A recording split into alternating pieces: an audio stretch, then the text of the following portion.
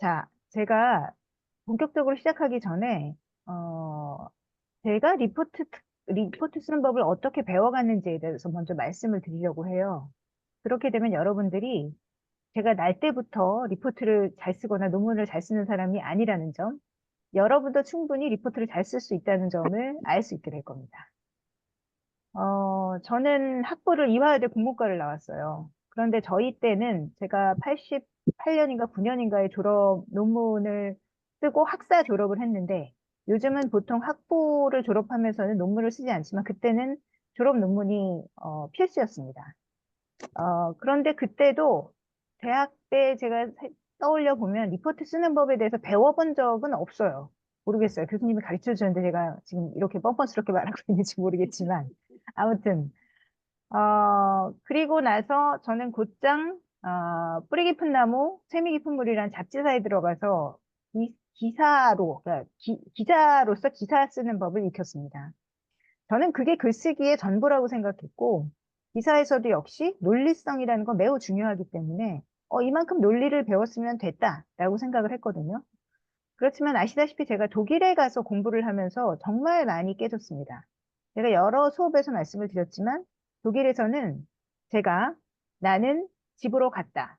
배가 고파서 밥을 먹었다. 그런데 밥을 먹고 나니 졸음이 왔다. 라고 만약에 썼다고 칩시다. 왜 그런 데인지에 대해서 저한테 아주 많이 묻습니다. 앞과 뒤의 관계가 그런 대로 묶일 수 있는지에 대한 명확한 입증을 해야 그런 데를 쓸 수 있다고 하는 거예요. 그래서 저는 독일 유학 가서 독일어로 1, 2년간 글을 쓸 때 완전히 돌려받는 피드백이 다 피바다였어요. 피바다. 한 페이지를 쓰면 제대로 된 문장이 하나도 없는 거예요. 그렇게 8년을 제가 배우고 나니까, 논리라는 게, 학문적 글쓰기라는 게 굉장히 엄중한 것이로구나 하는 것을 명확하게 깨닫게 되었습니다. 그리고 나서, 네, 제가 석사 논문을 쓰고 박사 논문을 쓰고 독일에서 할 때에, 1차 충격이 왔죠. 왜냐하면, 내 문장들 간의 논리성을 입증하는 동시에 제가 다른 사람의 권위를 빌려오느라고 다른 사람의 글을 가져오면 그 사람의 글을 내가 어떻게 인용했다라는 것을 정확히 밝혀야 되는데 그 인용하는 법에도 아주 순서가 정해져 있고 그걸 따르지 않으면 또 마이너스 점수가 계속 부여되는 거예요. 우리가 말을 할 때, 혹은 여러분이 어떤 글을 쓸 때, 학문적 글이 아닌 글을 쓸 때, 남의 글을 가지고 온다고 해서 그 글에다가 이게 누가 몇 년에 어느 잡지에 실린 무슨 논문을 몇 페이지부터 몇 페이지까지 있는데 그 중에 몇째 줄을 내가 이렇게 인용했다라는 것을 밝히면서 말하지 않잖아요. 아마 평생 만약에 그렇게 말하는 사람 있으면 그 사람 환자죠, 환자. 네. 그래서 어떻게 컨버세이션이 되겠습니까? 그런데 논문에선 반드시 그렇게 해야 됩니다. 그게 약속이에요. 그 약속을 깨는 즉시 그 논문은 빛을 발하게 됩니다. 그건 리포트나 학부 여러분들이 쓰는 리포트나 석사 논문을 쓰는 대학원생이나 마찬가지. 그 룰은 동일합니다. 그런데 여러분들한테 그건 너무 어려워요. 제가 처음에 독일에 가서 논문을 쓸 때 느꼈던 그 어려움 그대로를 여러분들이 그렇게 갖고 있을 거라고 저는 충분히 이해합니다. 당혹스러웠거든요. 내가 한 문장 가지고 왔을 뿐인데 뭘 그렇게까지 밝혀야 돼 하는 억울함까지 있습니다. 예를 들어 웹사이트에서 가져왔다. 그럼 그 웹사이트 링크 하나 딱 박아가지고 가면 되지.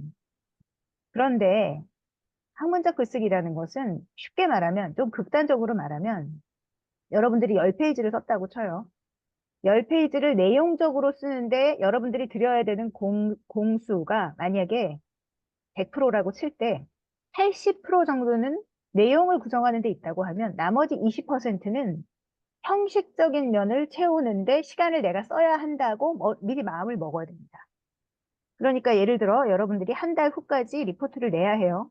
그러면 여러분은 기본적으로 그 한 달 중에 3주간에는 내용적인 거에 집중하지만 나머지 한 주 동안은 내가 형식적으로 내가 인용한 것을 잘 표기하는데 또 문법적으로 맞는지를 보는데 시간을 써야 됩니다.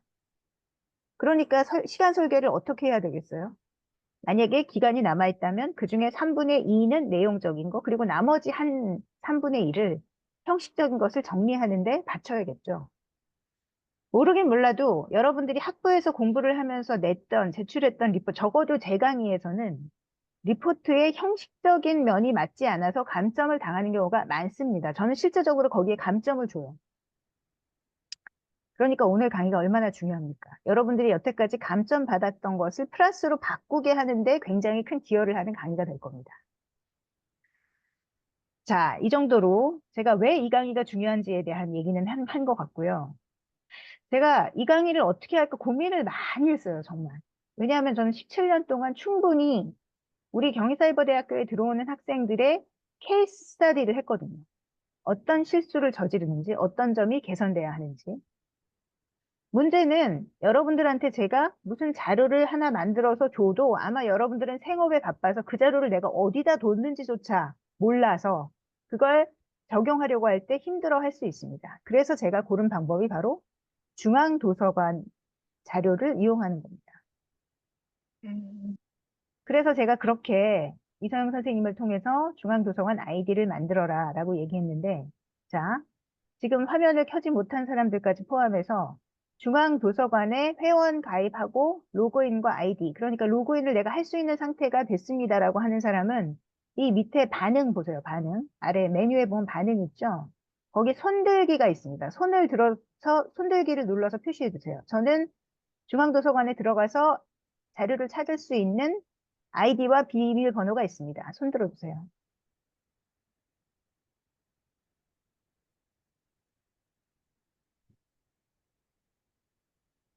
네, 제가 좀 기다릴게요. 반응하는 법을 몰라서 아직 손 못 든 사람이라면 다시 얘기할게요. 이 줌에 보면 메뉴에 반응이라는 게 있어요. 그리고 그 반응에 손들기라는 메뉴가 있습니다.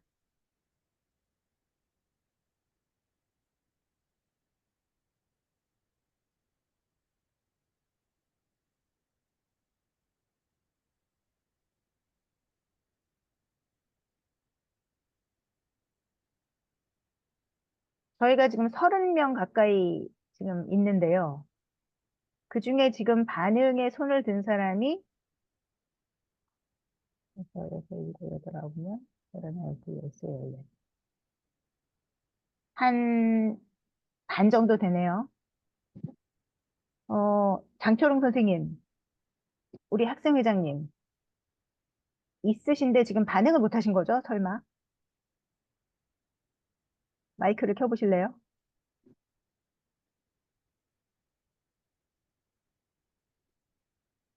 네.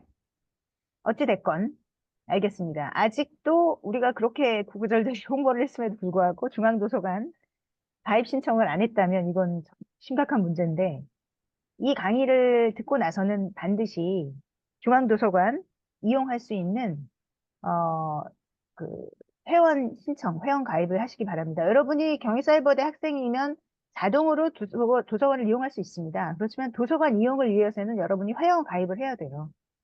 회원 가입하는 것을 거기 들어가서 잘 보시기 바랍니다. 제가 지금부터 진행하려는 자료는 진행하려는 강의에 쓰는 자료는 이 중앙도서관에 다 올라가 있습니다.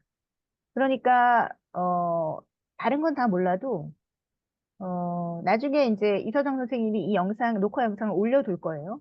그 중에 초반부를 딱 기억하시면서, 리포트를 쓸 때, 이 영상의 초반부에 교수님이 도서관에 어느 자료에 가서 뭘 보셨지? 라는 것만이라도 확인해 주세요. 그러면은 여러분들이 거길 찾아 들어가가지고 그때부터 그걸 다시 한번 되새김질 하면서 정확하게 내용을 복기할 수 있을 겁니다. 자, 그러면 이제 저 손들기 내리셔도 됩니다. 손 아프신데, 팔 아프신데. 자, 지금부터 화면을 제가 공유하고, 어, 도서관에서 제가 어떤 자료를 가지고 이야기를 하는지 보도록 하겠습니다. 참고로 제가 지금 모니터를 3개 쓰고 있어요, 여러분. 그래서 여러분들에게 화면을 공유하면서도 여러분들의 얼굴을 다 볼 수 있는 방식으로 모니터 하나는 여러분 얼굴 가득. 또 하나는 중앙도서관. 이렇게 다 하고 있으니까 잘 들어주시기 바랍니다. 여러분들 얼굴도 제가 보면서 진행하니까요. 자, 지금 화면 공유된 게 경희대학교 중앙도서관의 메인 화면이죠. 이것은 아마 구경하신 분이 꽤 있을 거라고 생각합니다. 제가 지금부터 말씀드리는 자료를 얻기 위해서는 로그인 하지 않아도 돼요. 그렇지만 향후에 여러분들이 이 도서관에서 자료를 이용하려고 하면 반드시 회원 가입이 필요합니다. 그렇기 때문에 제가 회원 가입하라고 강조하는 거니까. 자, 메뉴를 보겠습니다. 여기 자료 이용을 눌렀죠. 그리고 연구학습 지원이 있어요. 여기 보면 강의 지원이라는 게 있어요. 강의 지원. 여러분들도 만약에 듀얼 모니터라면 중앙도서관 들어가서 지금 아마 유미 씨가 그렇게 하고 있는 것 같이 보이는데, 네. 강의 지원에 들어가면 바로 밑에 리포트 작성 및 학습 윤리가 있습니다. 이 메뉴로 들어가겠습니다. 어쩌면 저희가 학기 초에 여러분들에게 공지를 했기 때문에 이 리포트 작성 및 학습 윤리라는 사이트에 들어와서 한번 보신 분 있을 수도 있어요. 내가 본 걸 교수님이 또 반복하시네? 이렇게 생각하지 말고 이게 집단 지성의 힘인데 이 순간에 집중해서 같이 들어보세요. 그러면 여러분들이 혼자 보던 것과 달리 좀 더 인식할 수 있습니다. 자, 리포트는 왜 쓰는 걸까요, 도대체? 우리 아주 근본적인 질문부터 시작해보죠. 여기 써 있습니다. 보통 대학에서 교수들이 학생들에게 내주는 과제물로서 특정 주제에 대하여 스스로 자료를 찾아 충분히 공부한 후 논리적으로 서술하여 제출하는 소논문 형식의 보고서를 말함. 여러분, 이 지금 글자가 여러분들한테 충분히 크게 보이나요? 같이 공유가 됩니까? 네. 노안은 없으신가 봐요. 좋아요. 여기서 여러분들이, 어, 그, 주목해야 될 단어는 스스로 자료를 찾아. 이겁니다. 많은 학생들이 리포트를 내라고 하면 베껴서 내요. 그것은 스스로 자료를 찾아 공부하는 행위가 아니죠. 그리고 그 일은 스스로에게 좋지 않습니다.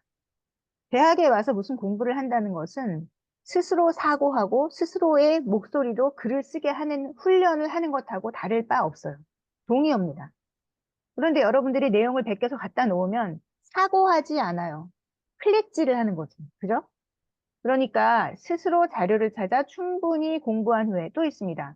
논리적으로 서술하는 것. 리포트를 일기나 에세이처럼 쓰는 사람이 있어요. 일기나 에세이는 감성적인 겁니다. 물론 그 안에도 감성적 논리가 있죠. 그렇지만 학교에서 내는 리포트는 논리적이어야 된다는 점이 굉장히 중요합니다. 그러니까 이후에도 어떤 리포트를 내더라도 일기나 에세이처럼 쓰시면 안 돼요. 그런데 꽤 많은 사람들이, 교수님, 교수님부터 시작하는 경우가 있어요. 리포트인데. 교수님 안녕하세요. 저는 어디서 무슨 일을 하는 사람인데요. 이렇게 되면 그때부터 감점이 시작됩니다.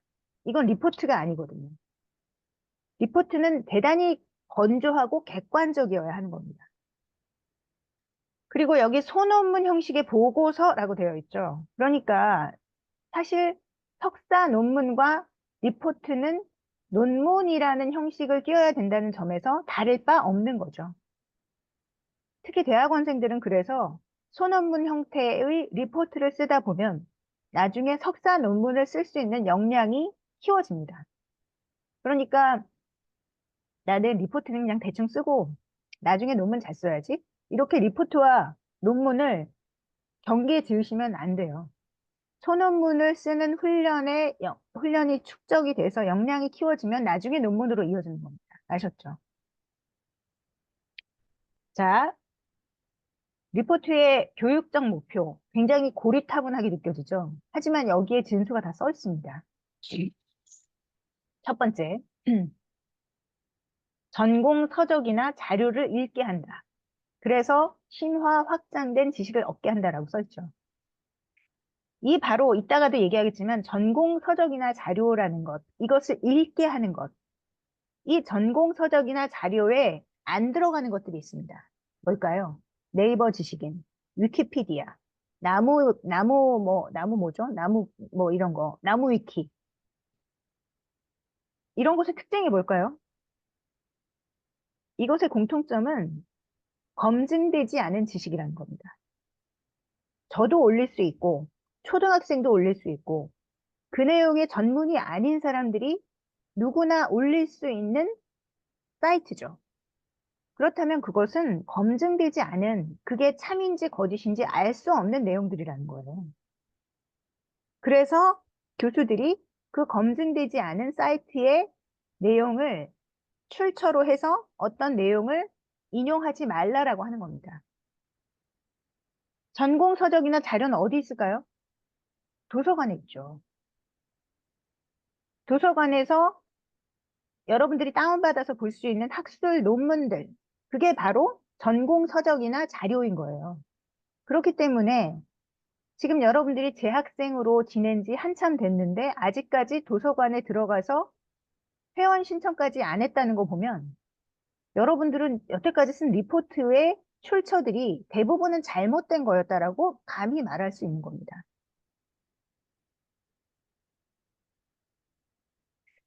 여기 지금 화면 켜놓은 분들 중에 입이 약간 이렇게 되시는 분들이 있어요. 기분이 나쁜 거죠.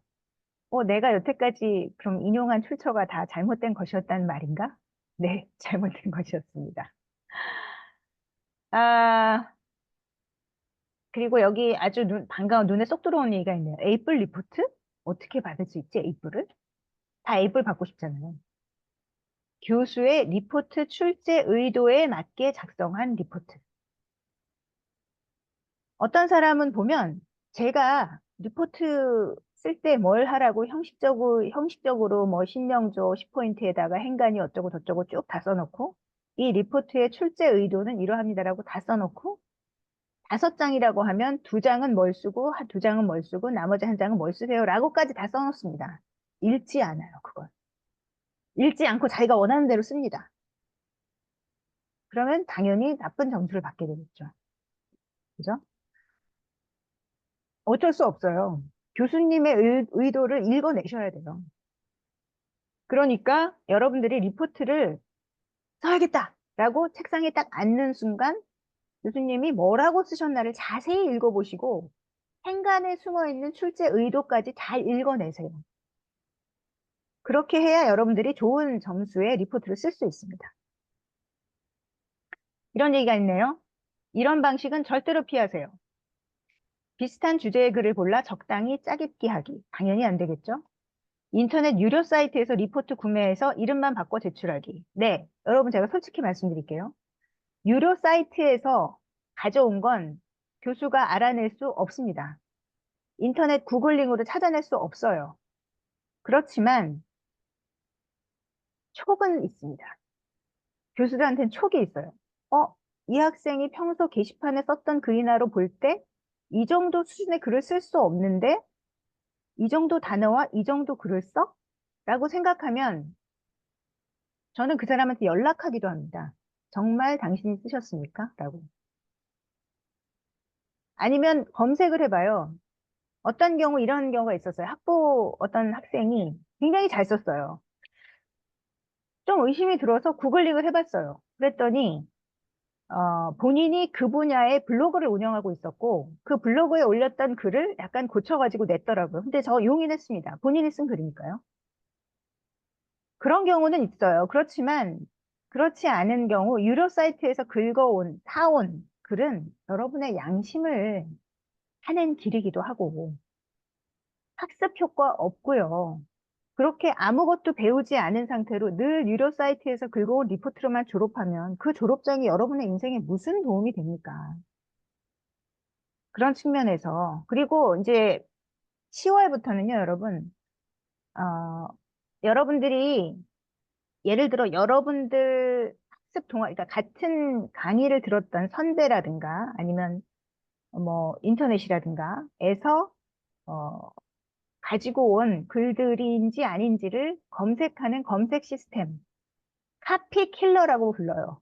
지금 이게 약간 오비맥주 이런 것처럼 고유 명사가 보통 명사가 된 셈인데 카피한 사람들은 킬링하겠다. 무섭죠? 카피 킬러.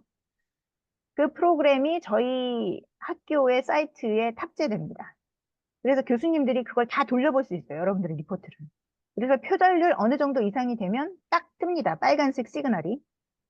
저는 그런 경우 뭐 가차없이 F 줍니다. 왜냐하면 그 리포트에만 국한된 것이 아니라 범죄 행위를 저질렀다고 생각하기 때문에 그 학기 전체의 성적을 저는 F로 처리해요. 무서운 일이에요, 여러분. 남의 글을 내가 쓴 것처럼 가지고 온다는 건. 그 인지는 여러분들이 반드시 하셨으면 좋겠습니다. 자, 그 밑에 이제 리포트 작성 가이드라는 사이트가 있네요. 거기를 한번 들어가 보겠습니다. 여기 보면 리포트 작성법에 대해서 저희가 지금 본 개요에 더불어서 리포트 작성 절차, 리포트 작성의 실제라는 메뉴가 다 있습니다. 이 내용을, DBPR라는 논문들을 판매하는 탑재한 사이트에서 동영상으로 만들었어요. 그래서 제가 이걸 일일이 이 주제를 설명하기보다 이분이 더 잘 하셨더라고요. 그래서 제가 이걸 같이 보면서 중간에 제가 보충할 일이 있으면 끊고 좀 보충을 하고 이런 식으로 오늘 수업을 진행하려고 합니다. 그리고 좀 너무 이렇게 부연한다, 너무 주저리 얘기한다 싶으면은 뭐 커트하기도 하고 이런 식으로 가려고 하니까 지금부터는 여러분들과 함께 이 화면을 보면서 진행을 하도록 하겠습니다. 혹시 여러분이 들으면서 이 부분은 너무 궁금하다. 그러면 손을 들어주세요. 아까 그 메뉴 있었죠? 손들기를 해주세요. 아니면 채팅을 올려주세요. 그러면 제가 그 채팅의 질문들을 다 모아가지고 나중에 한꺼번에 설명을 드릴게요. 이게 지금 꽤 긴데 이걸 다 들을 건 아닙니다. 그러니까 지루하다고 어디 가지 마시고 그냥 내 일생에 딱 한 번만 리포트에 대해서 지루하지만 끝까지 들어보자 라는 마음으로 들어주시면 됩니다. 제가 소리 공유를 안 했었기 때문에 다시 한번 공유를 할게요.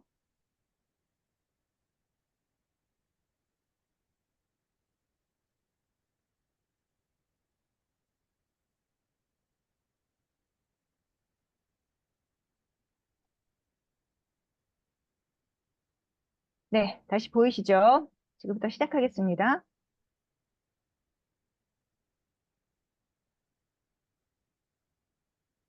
Q&A 시간에 했습니다. 네, 그러면 오늘 교육이 여러분들의 A 플러스 학점에 도움이 되길 바라면서 교육을 시작해 보도록 하겠습니다. 잘 들리나요, 여러분?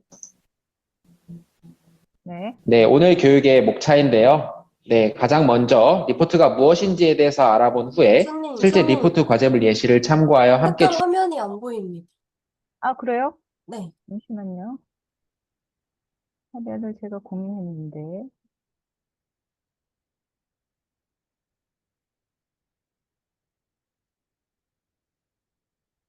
네, 보입니다.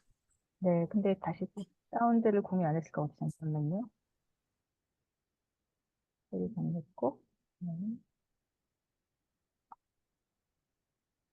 네, 보이시죠?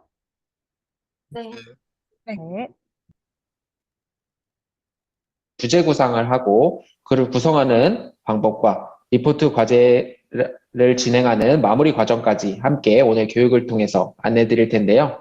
해당 교육 자료는 오늘 강의에 참여해 주신 분들에게 제공해 드릴 예정이니까요. 꼭 확인해 주시고 네, 받아주시면 좋을 것 같습니다. 네, 혹시 여러분들이 리포트에 대해서 얼마나 알고 계시고 어떻게 생각하고 계실까요? 네, 저 같은 경우는 미국에서 대학을 다닐 때 리포트 한 유형이라고 할 수 있는 에세이를 가장 많이 접했었는데요. 매번 저는 에세이를 작성할 때마다 조금 귀찮고 까다로운 과제라고 많이 생각을 했던 것 같습니다. 자, 이 부분은 받을 제가 수 있겠죠? 넘어갈게요. 방금 얘기했던 교수님께서는 학생분들의 과제를 평가하실 때 앞에 보이는 세 가지를 가장 먼저 적용한다고 생각해 주시면 좋을 것 같습니다. 가장 먼저 리포트 출제 의도와 형식을 잘 갖췄는지 확인을 해보셔야 되는데요. 예를 들어 교수님께서 10장 이내로 작성하라고 요구를 했는데 나는 이번 학기에 교수님에게 잘 보이겠다는 의욕에 넘쳐서 20장, 30장 작성한다면 과연 어떨까요? 당연히 좋은 점수 받을 수 없습니다. 무작정 길게 쓰다 보면요. 불필요한 정보를 쓰신다거나 아니면 같은 내용을 여러 번 반복해서 이제 작성하는 그런 실수를 범하게 된다는 점을 꼭 기억을 해주시면 좋을 것 같습니다. 그리고 두 번째로는요. 신뢰할 만하고 연관된 자료를 적절하게 활용해야 된다는 겁니다. 많은 학생분들이 리포트 과제를 받으면 가장 먼저 네이버 지식인이나 아니면 구글 위키피디아를 통해서 필요한 자료를 이제 검색하고 찾아보실 텐데요. 해당 자료들 경우에는 출처가 불분명하죠. 누가 어디서 어떠한 정보를 가지고 작성하였는지 전혀 알 수 없는 비전문가의 글일 가능성이 매우 높은 자료라고 할 수 있습니다. 그래서 꼭 리포트와 같은 과제를 하실 때에는요, 전문적이고 출처가 분명한 자료를 참고하시기를 바랍니다. 네, 그리고 마지막으로 중요하다고 할 수 있는 짜임새가 있게 글을 구성하였는지인데요. 대부분 리포트는 뭐 많이들 작성해 보신 분도 계시겠지만 제목, 목차, 서론, 본론, 결론, 참고 순으로 작성을 해야 된다라고 말씀드릴 수 있을 것 같습니다. 글을 작성하실 때 너무 본론에만 치중해서 서론, 결론을 빈약하게 작성한다면 당연히 좋은 리포트를 라고는 할 수 없겠죠. 그래서 해당 내용은 제가 뒤에서 조금 더 자세하게 설명드리도록 하겠습니다. 네, 결국 리포트를 작성하실 때는요, 지금 앞에 보이는 것처럼 여러분들의 리포트를 평가하시는 교수님이 쓰신 학술 논문과 같은 전문적이고 출처가 분명한 글을 참고하는 것이 A 플러스 과제를 향한 비법이라고도 할 수 있겠습니다. 지금 위에 상단에 보이는 것처럼 참고문헌을 작성하실 때도 이제 학술 논문과 같은 출처가 분명한 자료를 이용하시게 되면 이렇게 깔끔하게 작성을 하실 수 있는데요. 지금 아래 보이는 것처럼 뭐 나무위키나 네이버 지식인, 블로그를 이용해서 필요한 자료를 찾았을 경우에는 지금 하단에 보이는 것처럼 조금 지저분하게 이제 참고문헌이 작성이 된다는 정도는 파악하실 수 있을 것 같아서 꼭 학술 자료와 같은 정확한 출처가 분명한 자료를 확인해 주시기 바랍니다. 네, 그럼 지금까지 리포트가 무엇인지에 대해서 어느 정도 알아봤으니 이제 리포트 작성 준비를 해볼까 하는데요. 여기서 이용자들 지금 오늘 교육에 참여해주신 분들이 집중을 잘 하고 계시는지 확인하고자 퀴즈를 하나 낼 텐데 제가 앞에서 리포트 유형이 어떤 것들이 있다라고 설명을 드렸었는데 혹시 기억하시는 분들은 채팅해 주신 것처럼 과미를 가장 먼저 확인하셔야 된다는 거 꼭 기억을 해주시고요. 이제 형식적인 면과 내용적인 면에서는 요소 하나하나가 감점 요인이 될 수 있습니다. 지금 우측에 보이시는 게 실제 예시인데요. 심한 경우에는 F 처리가 될 수 있으니까 꼭 과제 파악하시기 전에 미리 어떤 내용들을 요구하는지를 확인해 주시면 좋은데 물론 교수님께서는 이러한 지시사항을 따로 안내하시지 않는 경우도 종종 있습니다. 그래도 이 중에서는 서론, 본론, 결론, 논문 형식을 갖춰야 된다는 점은 검증된 자료를 또 활용해야 된다는 점 이러한 부분들은 빠지지 않고 이제 리포트 과제에서 필요한 부분이니까요. 이런 부분은 딱히 교수님께서 안내를 안 하신다고 하더라도 꼭 기억하시고 지켜야 되는 사항이라고 파악하시고 이제 리포트를 작성해 주시면 좋을 것 같습니다. 네, 그럼 리포트 과제 파악을 완료했으면 이제는 작성 계획을 수립을 해야겠죠. 작성 순서는 먼저 주제를 정하고 이제 보이시는 것처럼 목차를 구성한 다음 본격적으로 리포트를 작성해서 참고 문헌을 표기하는 것까지가 완료되는 일정의 과정이라고 할 수 있는데요. 그리고 이러한 과정들 속에서는 자료 수집을 하고 활용하는 것이 여러분이 주제를 구상하고 마지막에 리포트 작성에 대한 마무리를 할 때까지 전방위적으로 밀접하게 연관된 일이라고 보시면 되겠습니다. 네, 리포트 작성 첫 단계라고 할 수 있는 주제 구상은요. 무엇에 대하여 무엇을 할 것인지에 대한 질문을 결정하는 단계라고 할 수 있습니다. 과제에 대한 큰 주제는요, 교수님께서 주시겠지만 그 주제를 구체화시키고 어떻게 전개해 나갈 건지는 본인 자신에게 달려있다고 할 수 있는데요. 그래서 주제 구상에 대한 팁을 드리자면 주제를 선정하기 위해서는 책보다 저는 학술지 논문을 검색하는 것이 조금 더 유리하다라고 말씀을 드릴 수 있을 것 같아요. 학술 논문은 단행본에 비해서 출판에 걸리는 시간이 짧아 속보성이 좋고 그리고 서론, 본론, 결론에 이제 정확하게 구분이 되어 있어서 필요한 정보를 골라 활용하기에 매우 유용하다고 할 수 있습니다. 자, 여기 보면 DBPR 접속 시 이렇게 써 있죠. 여러분이 중앙도서관에 회원 가입을 하시면은 DBPR을 비롯해서 3개의 데이터베이스에 접속을 하실 수가 있습니다. 간혹 중앙도서관에 지금 올라가 있는 그 논문들을 가지고 있는 그런 플랫폼들에 다 접속할 수 없어서 아쉬워요라고 말씀하시는 분들이 있는데 사실 교수들도 DBPR 하나만 있으면 대부분의 논문은 다 찾을 수 있습니다. 여러분들이 특히나 학부 리포트를 쓰는 상황에서 DBPR밖에 접속이 안 돼요 라고 불만을 터뜨리는 건 별로 그렇게 적절치는 않은 것 같아요. 제 생각에는. 여기선 지금 이게 DBPR에서 만든 특강 자료이기 때문에 DBPR을 강조하지만 DBPR 말고도 2개의 사이트가 더 있고요. 거기 들어가서 논문을 다운받을 수 있습니다. 그게 모두 다 무료예요. 여러분들한테는. 그게 등록금에 다 들어있습니다. 그게 아니라면 외부에서 여러분들이 그냥 개인 자격으로 찾게 되면 한 3,000원에서 5,000원 정도를 내야 돼요. 논문마다. 그러니까 그 혜택을 꼭 누리시라고 도서관에 회원 가입 신청을 하시라고 말씀드리는 겁니다. 그리고 여러분과 같은 대학생분들께서는요, 도서관 홈페이지를 통해서 학술 논문도 쉽게 검색하시고 언제든지 노트북이나 아이패드 같은 곳에서도 무료로 다운로드 받아서 이용하실 수 있기 때문에 여러분들이 누릴 수 있는 이런 다양한 혜택들은 최대한 누리시는 것을 저는 추천드리고 있습니다. 네, 이번 페이지에서는 특정 대학에서 창조적 사고와 표현이라는 강의에서 실제로 A+를 받았던 발표 리포트의 한 예시인데요. 제가 해당 과제를 통해서 여러분들이 주제 구상 사례를 같이 함께 보셔가지고 조금 더 이해하는 데 도움이 됐으면 하는 마음에서 이제 준비를 해봤으니까 참고해 주시는 것도 하나의 방법일 것 같습니다. 네, 먼저 해당 과제물에서는 설국열차, 네, 설국열차라는 작품을 분석하라는 주제가 주어졌었는데요. 여기서 분석하라는 부분이 네, 굉장히 범위가 넓죠. 그럼 여기서 우리는 어떻게 분석할 것인지를 먼저 정해야 됩니다. 그게 바로 여기서 말하고자 하는 주제를 정하기인데요.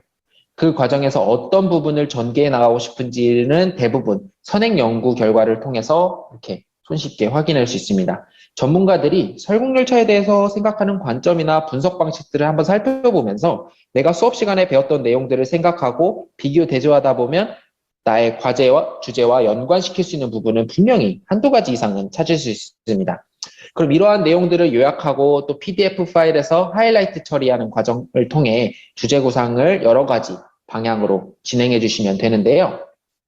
방금 말씀드린 과정이 브레인스토밍 하듯이 선택지를 여러 가지로 늘려놓는 발산적 사고방식이라고 한다면 네, 이제는 본인이 개인적인 흥미와 역량 등을 고려해서 다룰 수 있는 범위를 선정하고 주제를 구체화하는 작업이 필요합니다. 자, 처리하는 과정을 통해 이 부분에 대해서도 보충 설명을 좀 할게요. 여러분들이 그 도서관에 들어와서 그 키워드를 넣잖아요. 이제 설국열차에 대해서 써야 된다 그러면 설국열차를 여기 지금 집어넣죠. 그러면 논문들이 이렇게 주르르륵 뜹니다. 그러면 그 논문의 제목들을 보고 여기 초록이라고 나오죠. 이 초록은 그 논문의 요약 내용입니다. 그 먼저 초록을 보시면 이 논문이 내가 지금 가지고자 쓰고자 하는 방향과 맞는다 안 맞는다가 결정이 돼요. 그렇기 때문에 그 초록을 먼저 읽으시고 그 다음에 그 논문을 더 자세히 볼지 말지를 결정하는 겁니다. 그러기 위해서는 다수의 선택지가 있는 게 좋겠죠. 그리고 저는 리포트 하나를 쓰기 위해서 만약에 그게 5장이나 10장 정도 된다고 하면 적어도 기왕에 이렇게 나와 있는 리포트 3편에서 5편은 봐야 된다. 어떤 친구들은 보면 논문 한 편을 가지고 여기 인용, 저기 인용 하면서 자기 논리를 진행시켜 나가요. 그러면 그건 당연히 깊이가 얕을 수밖에 없어요. 깊이가 있는 리포트를 쓰기 위해서는 basically 아주 기본으로 남의 논문 3개나 5개는 꼭 봐야 된다. 그걸 인지하십시오. 그리고 교수님 그렇게 많은 논문인데 어떻게 다 읽어요? 할 때 제목과 이 국문 초록이라고 나와 있는 첫 번째 나와 있는 그 논문 요약을 보고 이게 내가 이해할 수 있는 정도의 수준인지 그리고 내가 쓰고 싶은 방향성을 가지고 있는지를 판단을 하시라. 이 얘기입니다. 어, 네, 조금만 더 보도록 주제 할게요. 구상을 여러 가지 방향으로 진행해 주시면 됩니다. 즉 무엇에 대하여 무엇을 할 것인지 주제가 도출되는 수렴적 사고 영역이라고 할 수 있는데요. 주제가 도출되는 동시에 어떤 내용을 전개해 나갈 것인지에 대한 대략적인 개요도 함께 구상할 수 있다고 할 수 있습니다.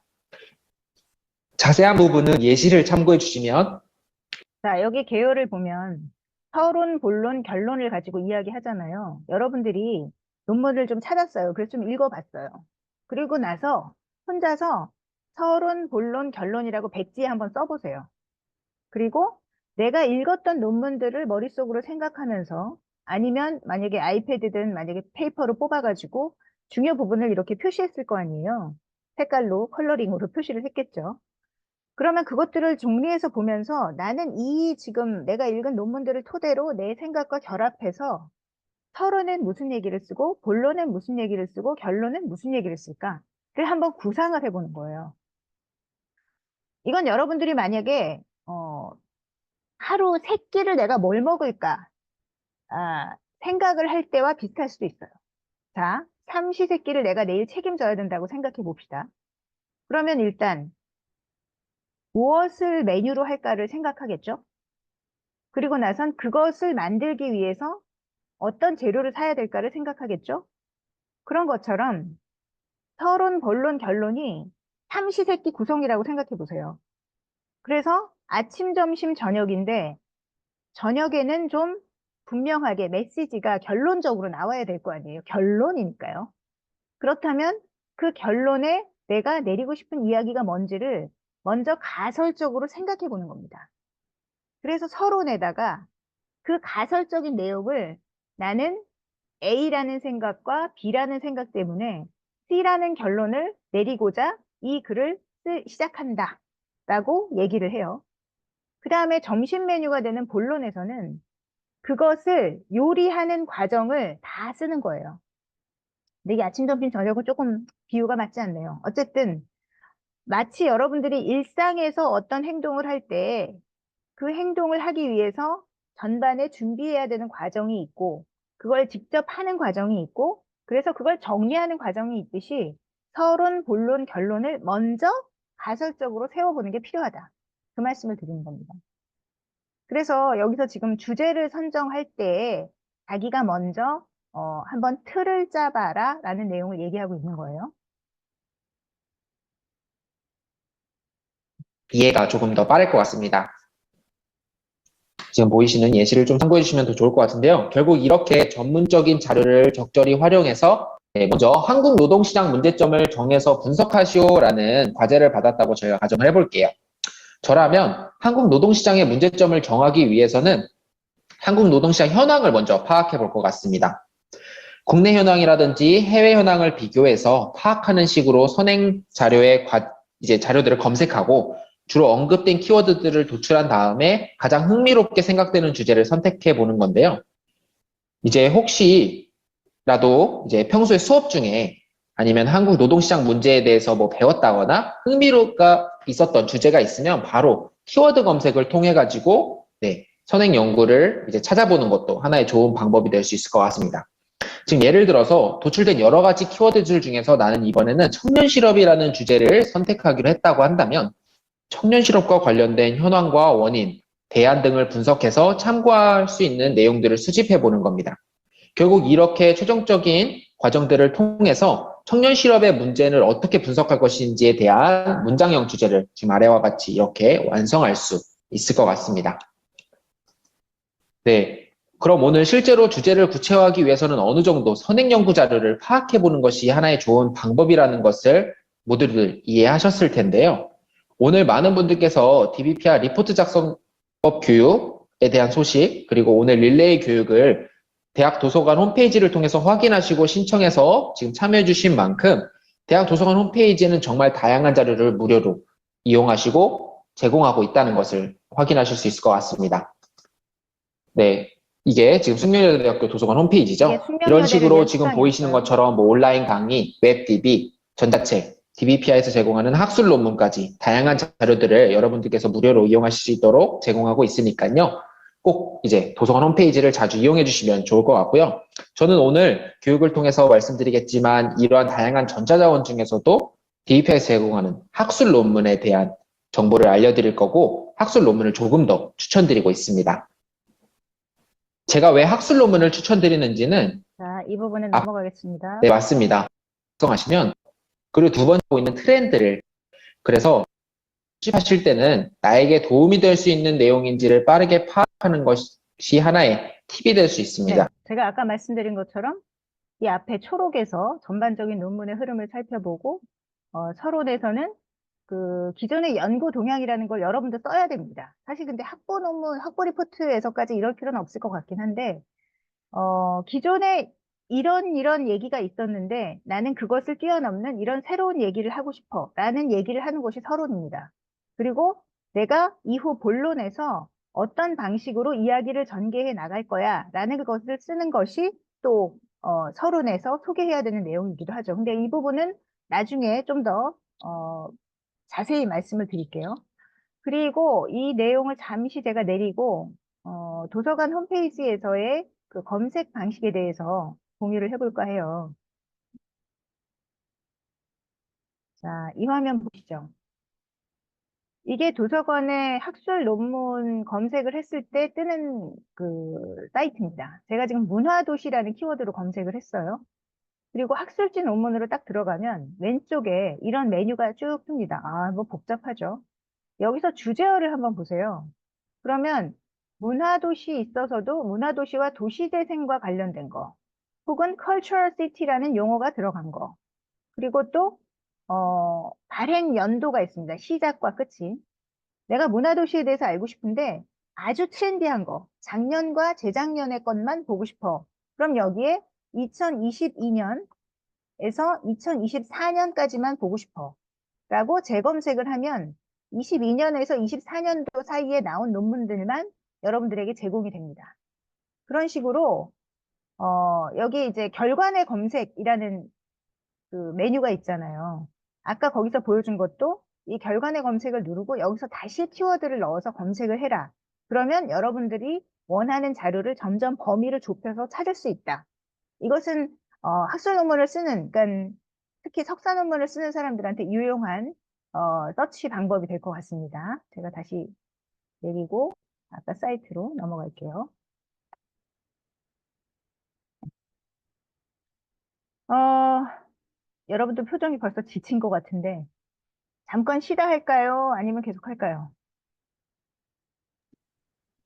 아, 표시를 저는 다수에 따르겠습니다. 네. 나는 꼭 쉬어야겠다 싶은 사람 손 들어주세요. 네, 없네요. 아직은 안 지쳤어요. 좋아요. 그럼 계속 가겠습니다. 화면 공유할게요, 다시. 아이고, 그 소리를 주시면 소리가 했구나.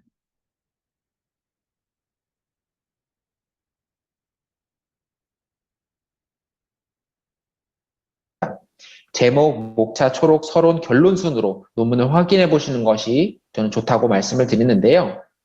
이제 왜 제목, 목차, 초록, 서론, 결론 순인지를 보시면은 이제 본문 같은 경우에는 꼭 필요한 정보가 있을 때만 참고해서 읽어주시면 좋을 것 같아요. 그래서 논문을 보실 때는 항상 비판적으로 메모와 하이라이트를 하시면서 읽어주시면 좋고, 주제에 대한 동향이라든지 문제의식까지 파악하면서 읽다 보면 리포트를 작성하시는 데는 많은 도움이 되실 것 같습니다. 네, 그럼 제가 이제 직접 DBPR 시연을 통해서 여러분들에게 필요한 학술 자료를 어떻게 찾고 이용하면 되는지에 대해서 설명을 드릴 텐데요. 제가 오늘 교육에 참여해주신 분들이 뭐 DBPR을 많이 이용해보신 분들도 있겠지만 이용을 안 해보신 본인 네이버, 잘하니까 구글처럼 키워드 넘어가겠습니다. 드렸었는데 효용성입니다. 네, 다른 분들도 대답 많이 해주셔가지고 도서관 홈페이지에 들어오면 가장 중요한 게 로그인이에요. 제일 먼저 로그인을 하시고요. 자료 검색에 학술 DB라고 있습니다. 저희 전자자료 도서관과 거의 카테고리에 비슷해요. 학술 DB를 선택하시고요.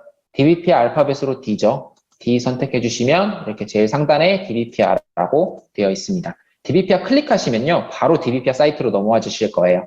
그러면 이런 식으로 DBPR 사이트에 넘어지게 되면 가장 먼저 숙명여자대학교라고 본인이 기관 인증되어 있는 상태로 네, 접속이 되어 자, 이 부분은 경희대 도서관과 좀 다르니까 제가 말씀드릴게요.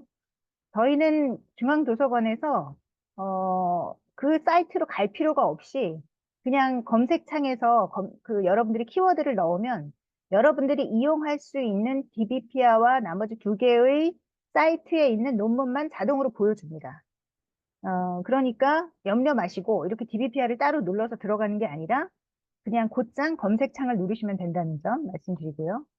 이 부분은 제가 넘어갈게요. 숙명여대와는 케이스가 다르니까.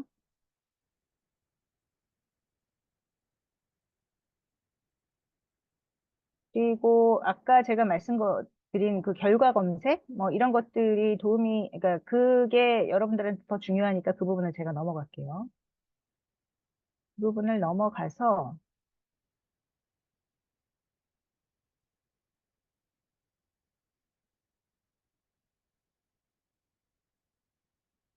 음,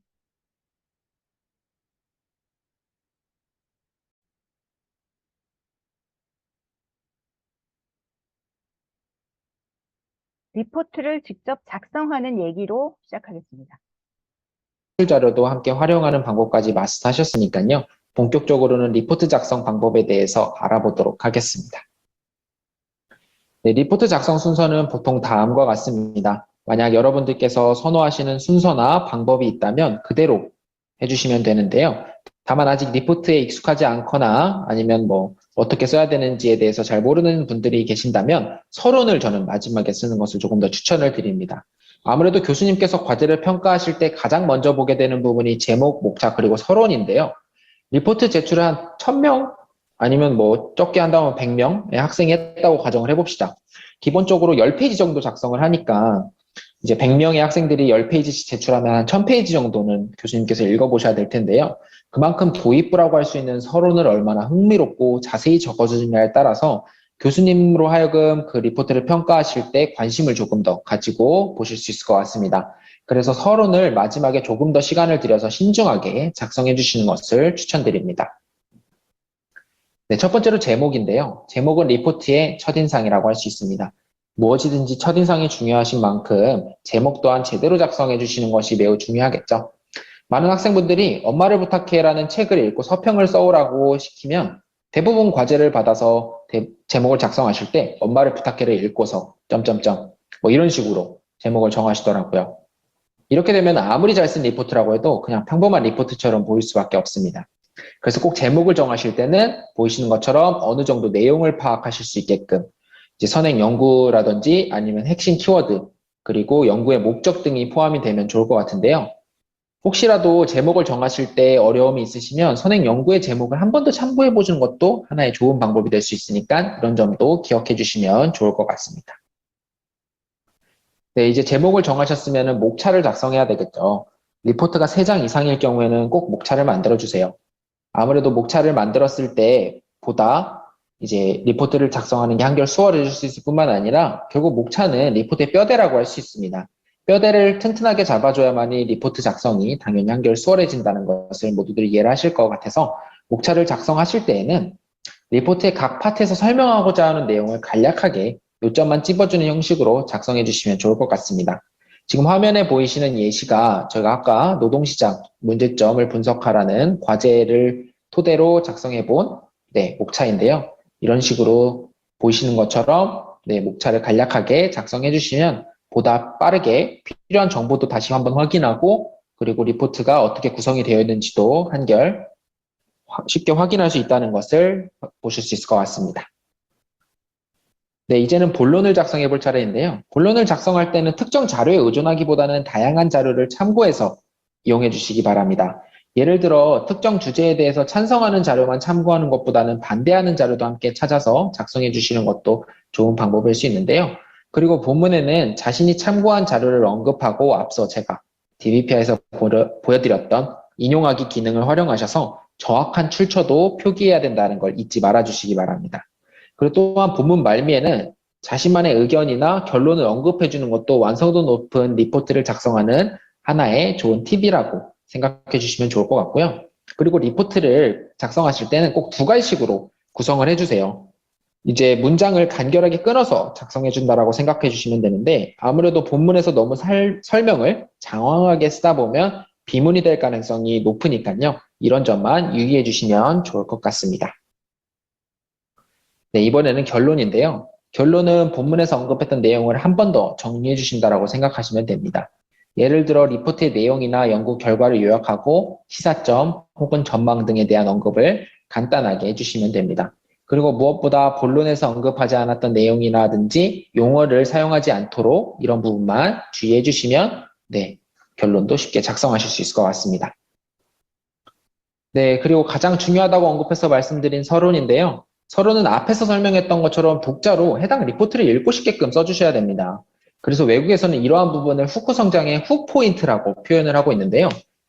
기존의 연구 동향이라든지 문제의식, 목적, 연구 방법 등의 본문에서 말할 내용을 간단하게 소개해 준다라고 생각하시면 돼요. 그리고 추가로 리포트에서 표현이 길거나 어려운 용어를 사용하시는 경우에도 서론에서 정의해 주시는 것도 하나의 좋은 방법이 될 수 있을 것 같습니다. 네, 그럼 이제 작성한 리포트를 마무리해 보도록 하겠습니다. 사실 그 전에 앞서 여러분들에게 강조해서 설명드리고 싶은 부분이 딱 한 가지 더 있는데요. 네, 바로 표절 문제입니다.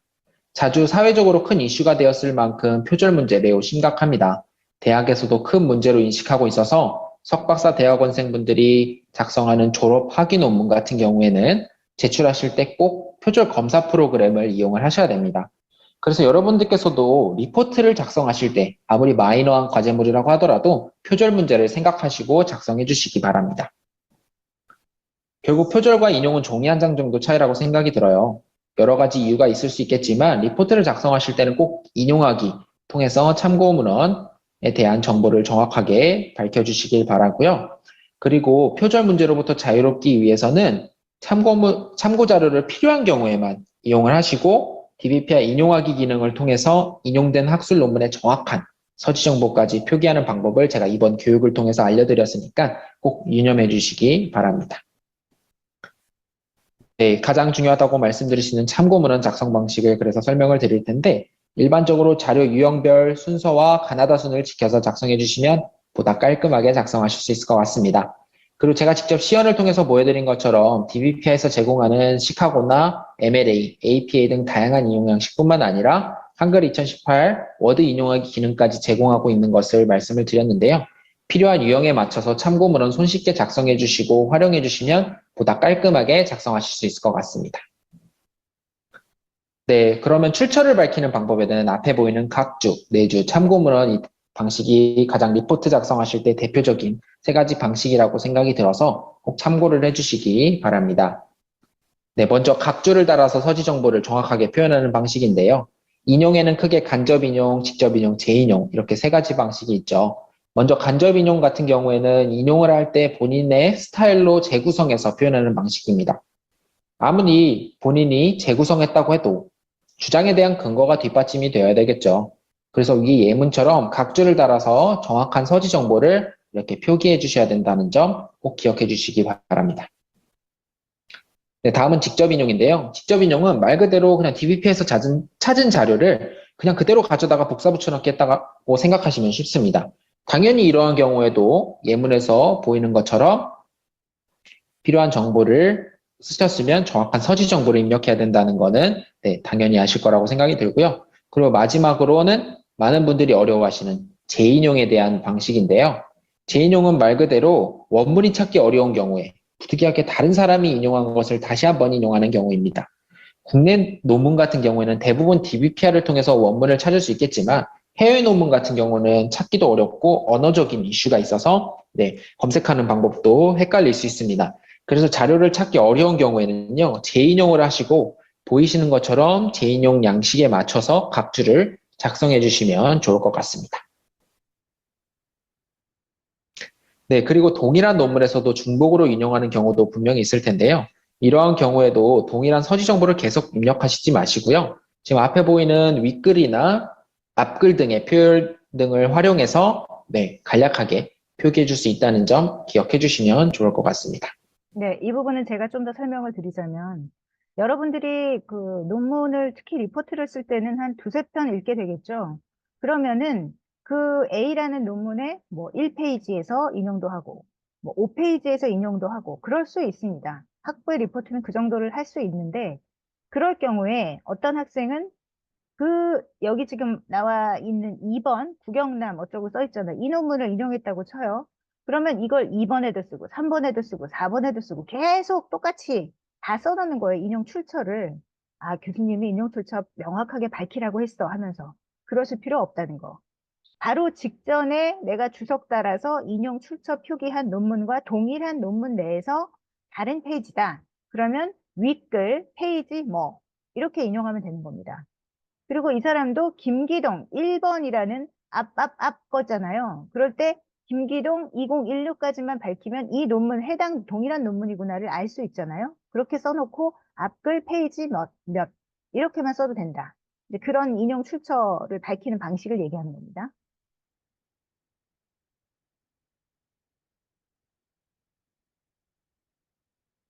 그 외에도 앞에 보이는 예시처럼 학술 자료마다요, 참고문헌 작성 방식에 조금 차이가 있으니까요.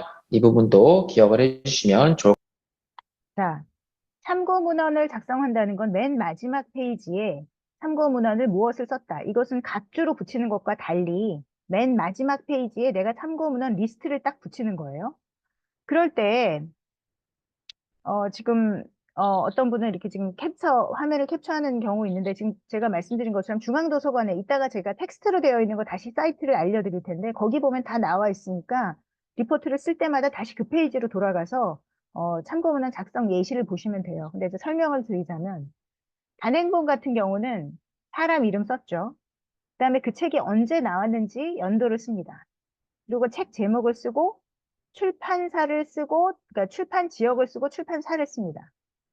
와, 복잡하죠. 이걸 다 써야 되다니 익숙해지시면 됩니다. 한 편, 두 편 쓰다 보면 익숙해지세요. 학술지 논문 같은 경우는 그러니까 단행본 같은 경우는 저자가 뭐 한 사람든 뭐든 그 책 자체만 밝히면 되지만 학술 논문은 학술지에 마치 그러니까 잡지의 하나의 아티클로 들어가잖아요. 그러니까 학술지의 이름도 쓰고 학술 논문의 이름도 써야 됩니다. 그래서 여기 나와 있는 것처럼 이름, 쓴 사람 이름 쓰고 발행 연도 쓰고 그다음에 논문의 이름을 씁니다. 여러분이 직접 인용한 논문. 그리고 나서는 그 논문이 실려 있는 저널, 학술지의 이름을 쓰고 근데 그 학술지가 줄줄이 1년에 4번씩 나오는 거라면 언제 건지 써야 되잖아요. 그래서 권호를 쓰고 그 학술지 여러분이 인용한 논문의 페이지 수를 쓰는 겁니다. 그래서 여기 사람 이름, 언제 발행됐고, 내가 인용한 논문 이름이 뭐고, 근데 그 논문이 실린 저 학술 저널의 이름이 뭐고, 그 다음에는 여기는 이 학술지가 발행을 한 기관, 그게 학회죠. 정보 학회지일 것 같아요. 그리고 그 학술지의, 그 권호수, 몇 번째 권이다. 그리고 나서 페이지 수까지 쓰는. 이게 정확한 학술지 논문 인용하는 겁니다. 여러분들이 석사 논문이나 박사 논문을 인용하는 경우가 있어요. 근데 저는 석사 논문 인용하는 것도 별로 권하지 않습니다. 만약에 인용하려면 박사 논문 정도를 인용하세요. 그럴 때에도 사람 이름, 출판이 된 연도, 그리고 논문의 제목, 그리고 그 논문이 박사 논문인지 석사 논문인지 밝히고 어느 학교에서 이 논문을 썼고 그 학교가 어디 있는가 이걸 써야 되는 거죠. 인터넷 자료 같은 경우는 음, 그 인터넷 자료에 누군가 사람 이름이 있을 거 아니에요. 그 사람 이름 쓰고 그 다음에 그 글이 쓰여진 연도를 쓰거나 아니면 그 전자 문서에 제목을 쓴 다음에 그 주소를 쓰면 됩니다. 근데 이 끝에 괄호하고 넣어야 될 게 내가 이 링크를 언제 검색했다. 2024년 9월 7일 검색. 이렇게 내가 검색한 날짜를 넣어줘야 됩니다. 자, 너무 많은 정보가 가고 있죠? 제가 조금 있다가 페이지를 보여드릴 테니까 지금은 그냥 일단 듣고 이해만 하시면 좋을 것 됩니다. 같고요. 그래서 여러분도 인용하는 자료에 맞게서 이제 맞게 참고문헌을 작성해 주시면 보다 깔끔하게 작성하실 수 있을 것 같습니다. 네, 제가 DPI 인용하기 기능을 통해서 정보 제공한다는 점 다시 한번 기억해 이 부분은 좀 표지를 복잡하죠. 제공하고 있지 않다 하시면은 표지 보이시는 작성은 것처럼 여러분들도 알 테니까 앞에 넘어가고요. 보이는 자료에서 참고했으니까요. 하도록 하겠습니다. 네, 여기까지입니다. DBPR을 통해서 이야기 듣는 건 여기까지 하고요. 여러분들이 그러면 할 때마다 이 동영상을 맨날 봐야 된다는 거야? 라고 생각할 수 있어서 제가 사이트를 보여드릴게요.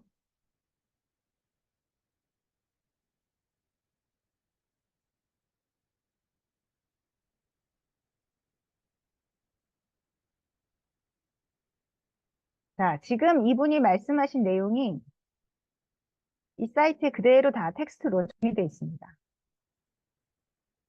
아까 제가 학문적 글쓰기, 도서관에 들어가서 학문적 글쓰기 리포트 작성법 개요에서 이 지금 동영상을 봤잖아요. 여기 개요가 아니라 리포트 작성이 실제로 들어가시면 리포트의 구성이 이러하고 작성 순서와 분량이 이 정도. 그러니까 서론이 10에서 20, 본론이. 아까 그 내용이 다 나왔던 텍스트예요. 그 내용이 다 여기 정리되어 있습니다. 그러니까 여러분들이 헷갈릴 때 동영상을 보거나 다시 이 사이트로 와서 보시면 되는 거죠.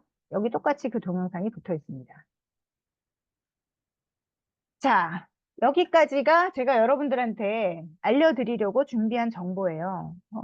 보시면서 여러분들이 좀 더 궁금한 것, 그리고 여기 지금 대학원생들 중에는 리포트보다는 학위 논문 작성법에 더 관심이 있는 사람들도 있을 텐데, 지금 혹시 이 사이트도 보이시나요? 여기도 역시 학위 논문 작성법에 대한 내용도 다 들어 있습니다.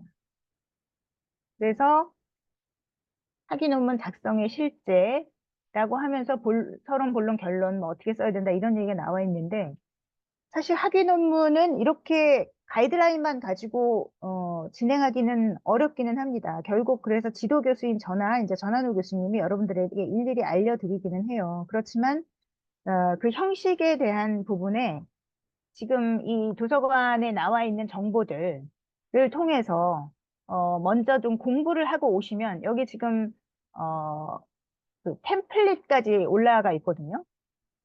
아이고, 이게 왜 연결이 비공개로 돼 있지? 아무튼 어,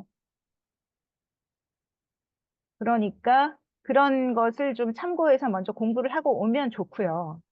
그 다음에 지금 여기 학술 논문 작성법이라는 메뉴 보이시죠? 여기 보시면 또 다시 논문을 쓰기 전 여러분이 알아야 할 10가지라는 제목으로 10개의 동영상이 올라가 있습니다. 이 동영상도 제가 하나씩 점검해서 봤는데 다 피가 되고 살이 되는 얘기예요. 그러니까 석사 논문을 준비하는 사람들은 반드시 여기 학문적 글쓰기 메뉴 아래 학술 논문 작성법에 가서 이것들을 한번 봐주셨으면 좋겠습니다. 한 15, 근데 갑자기 동영상을 재생할 수 없으면 떠 있네요. 이건 제가 다시 한번 확인해보고 말씀드릴게요. 유리미디어와의 계약 관계인지 이건 한번 검색을 해보겠습니다. 일주일 전까지만 해도 괜찮았는데. 네. 자, 여러분, 지금부터는 약간 질문 시간을 갖도록 하겠습니다. 논문이나 리포트 관련돼서 궁금한 사항이 있으면 채팅이든 마이크를 열고든 이야기해 주시기 바랍니다. 아니면 들은 것 중에 좀 이해가 안 된다 싶은 내용이 있으면 그걸 이야기해 주셔도 좋아요.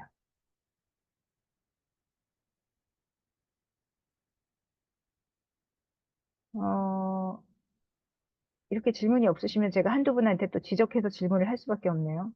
장현 씨 같은 경우 혹시 돌아왔어요? 한국에 아직 대만이세요? 대만? 마이크를 켜봐 주실래요? 네, 안녕하십니까. 네, 대만에 머무르고 있는 우리 장현 씨 학부에 계십니다. 지금 리포트 특강이 들어온 걸 보면은 아마 궁금증이 있어서 들어왔을 것 같은데, 여태까지 본인이 네, 써서 제출했던 리포트하고 내가 얘기했던 거하고 좀 차이가 있나요? 차이가 많죠. 저는 에세이를 썼나 봐요. 아, 여태까지 에세이를 쓴 것 같다. 점수가 그러니까 엉망이겠죠. 아, 그래서 좀 엄두가 나요? 아, 이렇게 써야 되는구나, 앞으로는. 아, 지금 교수님 말씀 듣고, 제, 제가 뭐 논문이랄 것도, 에세이랄 것도 없지만, 어쨌든 리포트를 제출한 거를 그냥 쓰레기통에 넣으셨겠구나. 쓰레기통에 넣지는 않습니다. 아니면 바로 이거를 뭐라고 점수를 줘야 되나 엄청 고민이 많으셨거나, 엄청 고민하셨겠다. 와, 이렇게 쓰는 거면 내가 이건 뭐 한 거지? 음. 반성을 많이 했습니다, 교수님. 그런데 그것의 잘못은 저한테 있다고 생각합니다. 저는 사실, 그런 리포트를 볼 때, 아, 이걸 알려줘야 되겠구나라는 생각보다, 어떡하지? 그냥 한숨만 쉬고 넘어갔던 게 사실인 것 같아요. 왜냐하면 트레이닝이 된 상태로 내는 사람들도 있거든요. 없지 그죠, 않아요. 그죠. 예, 예, 그러니까 왜냐하면, 예, 너무 비유가 됐을 것 같아서 지금 너무 부끄럽습니다. 아니, 그런데 그런 사람들이 있기 때문에 저는 굳이 이걸 여러분들한테 내가 따로 알려줘야 된다는 생각을 안 했던 것 음, 같아요. 음, 그런데, 아, 몰라서 그렇구나. 그렇지, 음. 이렇게 써보는 훈련을 해보지 않았으면 당연히 이렇게 쓸 수밖에 없지라는 예, 깨달음이 제가 예. 최근에서 든 거예요. 아, 그래서 이 그러세요? 리포트 특강을 했는데, 제가 음, 궁금한 것은 이렇게 지금 1시간 정도밖에 안 되는 리포트 특강을 가지고, 그래서 제가 일부러 따로 제가 자료를 만들거나 하는 게 아니라, 음. 혹은 시리즈로 연강을 하는 게 아니라, 도서관에 있는 누구나 접근 가능한 자료, 네, 그러니까 네. 여러분들이 이걸 지금 오늘 시간을 통해서 이해를 못했더라도 다시 찾아가서 볼 수 있는 동영상과 텍스트, 이용하자라고 결심을 한 거죠. 그러니까 만약에 오늘 이 시간을 통해서 여러분들이 감을 못 잡았다면 제가 말한 몇 가지 원칙 있잖아요. 네. 위키피디아나 뭐 네네. 나무 위키나 이런 걸 쓰면 안 된다. 왜 안 예. 되는지 이유는 그 아마 이제 정도는 알고 이해하셨을 겁니다. 있었는데요. 예, 예. 네. 그런 거 그, 플러스 예, 예. 논문을 처음 접근할 때 학술지 논문을 읽어야 되는데 그 논문을 너무 그러니까 막연하잖아요. 이렇게 네. 어려운 논문을 내가 어떻게 다 일일이 보면서 내용을 파악해서 내 논문에 리포트에 도움이 되는 것을 골라내? 이런 것이 막막했을 텐데 키워드 검색을 통해서 찾은 다음에 맨 앞에 있는 초록이라고 붙어 네. 있는 요약본을 통해서 내용을 파악하고 한번 보아라. 뭐 네. 이런 기본적인 것들. 네. 그런 것들을 여러분들이 반복 학습을 하면서 연습을 하다 보면 네. 조금 더 그 세계로 가까워질 수 있다는 것만 인지하시면 좋을 것 같아요. 예. 어쨌든 리포트를 작성하기 전에 저 혼자의 주제를 하나 찾아서 한번 해봐야겠다는 생각을 했습니다. 아우, 갑작스럽게. 너무 훌륭한 태도입니다. 네. 어쨌든 연습을 잘해서 쓰레기통에 버려지지 않는 리포트를 작성해보도록 아, 왜 열심히 자꾸 이렇게 해보겠습니다. 극단적으로 가? 무슨 너무 쓰레기통이야. 부끄러워요, 진짜 교수님. 너무 부끄러워. 반성의 시간. 자, 완성의 시간. 이용만 선생님도 마이크 켜고 한번 말씀 좀 해주시죠. 어떠셨어요?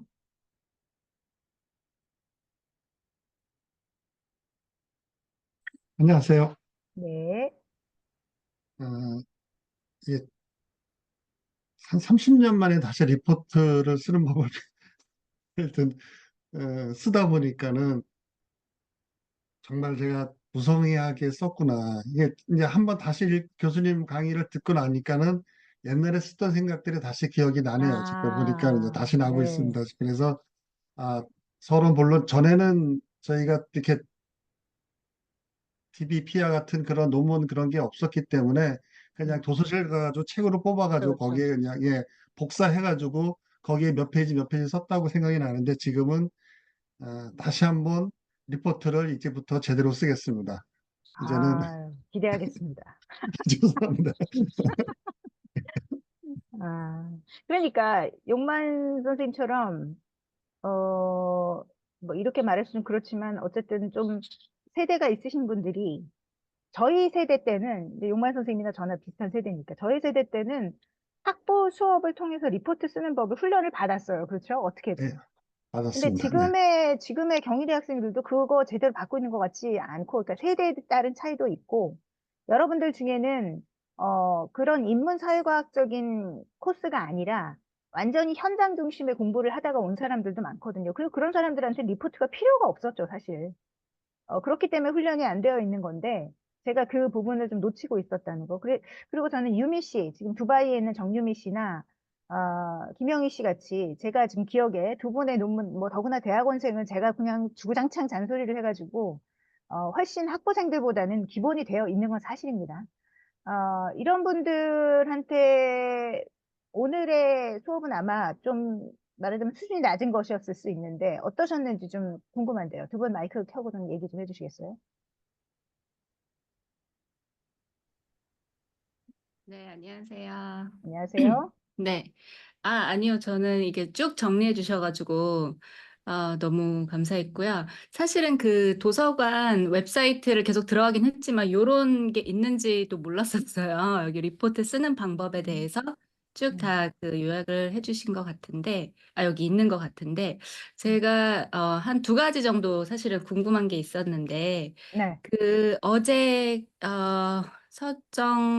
조교님이 보내주신 자료 보니까 그것도 그렇고 그전에도 항상 그 형식에 뭐 신명조 뭐 그다음에 뭐 줄간격 이런 게 써 있는데 이게 한글 그 기본으로 이제 그게 표시가 돼 있어서 저같이 이렇게 워드를 쓰는 사람들은 항상 음, 이게 조금 헷갈려요. 음, 음, 일단 저 신명조도 없고 뭐 예를 들면 이제 음, 맥북을 쓰면 신명조가 기본으로 없어가지고 이제 뭐 그것도 없고 그다음에 줄간격이 뭐 170 뭐 그다음에 여백도 이게 조금 헷갈리는 경우가 꽤 있거든요. 그래서 이 워드의 그 형식도 조금 같이 공유를 해주셨으면 좋을 것 같고요. 또 알겠습니다.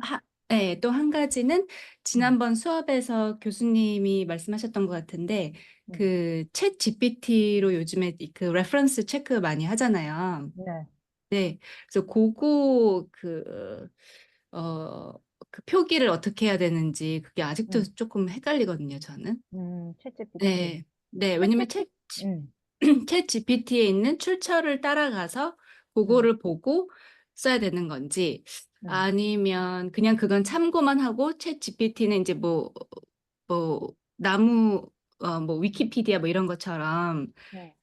아직 이게 딱 버리파이 된 소스가 아니라서 그거는 음, 제외를 해야 되는 건지. 음, 음, 근데 솔직히 챗 GPT 참고를 많이 하잖아요, 음, 요즘에는. 음. 그래서 그거 표기 부분을 어떻게 해야 될지 그것도 의견을 조금 같이 공유해 주셨으면 좋겠어요. 제가 지금 챗GPT 관련된 우리 채팅에다가 네. 웹사이트를 하나 올릴 텐데요. 챗GPT 관련된 출처 표기는 아직 통일되어 있지 않습니다. 우리 학교에서도 공식적인 출처 표기법이 나오진 않아요. 그런데 지금 제가 올린 그 링크에 나와 있는 것처럼, 뭐, 밴쿠버 스타일, 뭐, 시카고 스타일, 그 출처 표기도 다, 원래 무슨 시카고 스타일, MLA 스타일 네. 다른 것처럼 여기서도 그냥 공식적으로 인터넷 글로벌하게 나온 방식을, 사용하고 있는 것 뿐이거든요. 그래서 음, 지금 이 링크에 나와 있는 것과 같은 스타일을 그냥 쓰는 거, 그러니까 되도록이면 날짜 표기라든가를 통해서 내가 아까 이제 인터넷 사이트 검색할 때 날짜 표기를 반드시 해라라고 한 것처럼 그 정도의 지금 여기 나와 있는 것 중에 보편적인 것들을 골라가지고 쓰는 것 정도가 지금의 상식이다 정도만 얘기할 수 있을 것 같고요. 워드 관련돼서는 사실 한국에서 워드를 학생들이 대부분 잘 안 쓰기 때문에 제가 여태까지 잘 안 올렸는데 앞으로는 리포트 관련 형식을 얘기할 때 그러면 워드도 스타일을 제가 같이 올리도록 하겠습니다. 예. 감사합니다. 네. 자, 영희 씨는 어떤 코멘트가 있을까요? 네, 저는 지난 학기 교수님 수업 들었잖아요. 그래서 야단들도 많이 받고.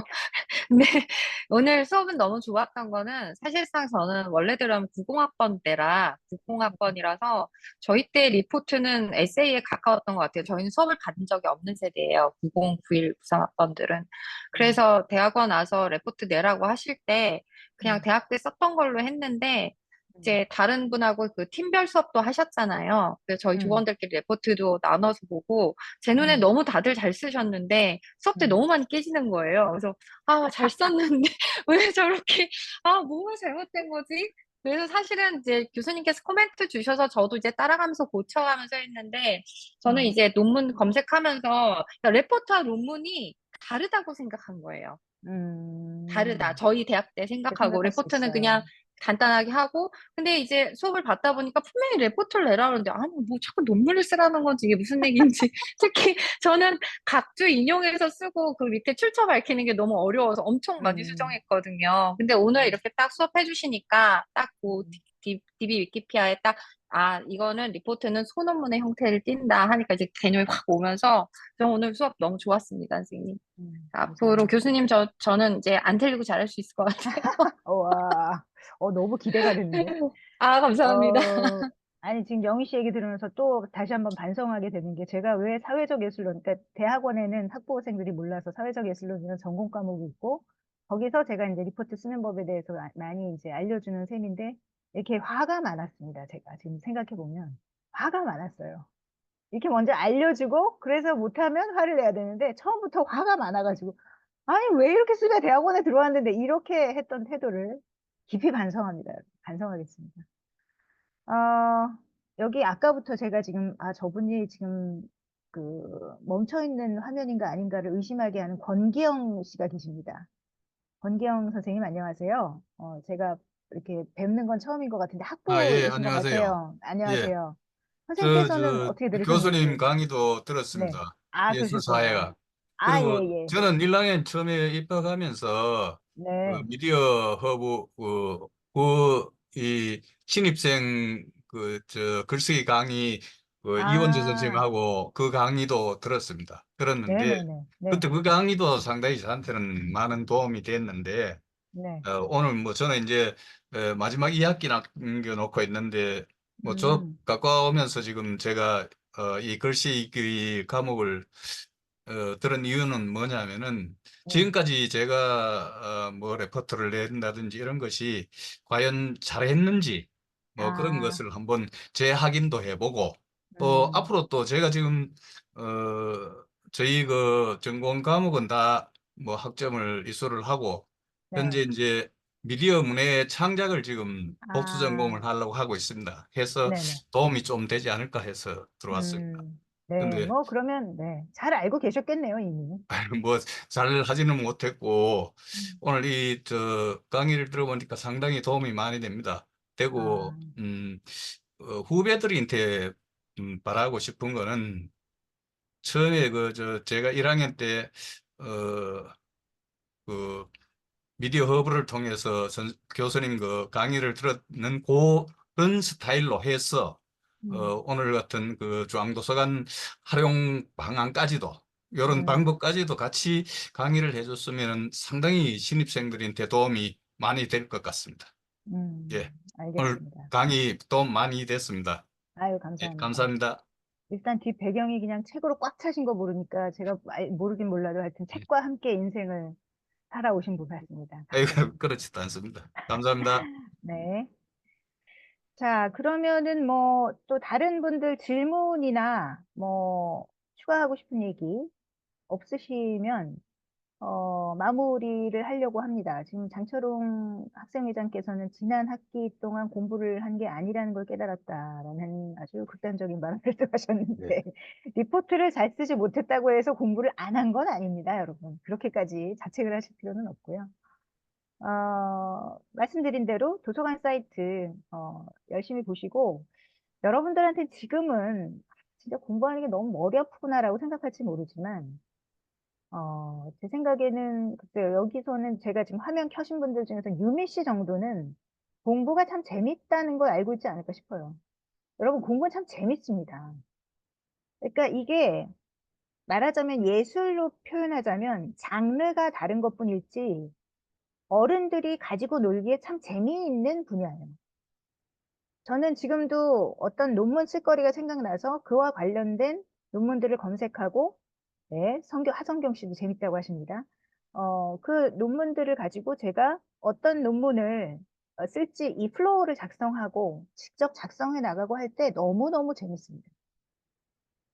어떤 사람들은, 어떤 학자분들은 난 진짜 그냥 교수로서 뭐 학생 관리부터 시작해갖고 뭐 여러 가지 교수도 행정 일이 많거든요. 학과 뭐 단체 관람도 시켜야 되고 뭐 이런 거 있잖아요.